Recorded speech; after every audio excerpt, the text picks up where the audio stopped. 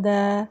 తెల్లారిపాటికి ఇలా నీళ్ళన్నీ కిందకెళ్ళిపోయి మరి కొబ్బరి పాలు మీద ఉన్న అదంతా చిక్కదనం అనమాట.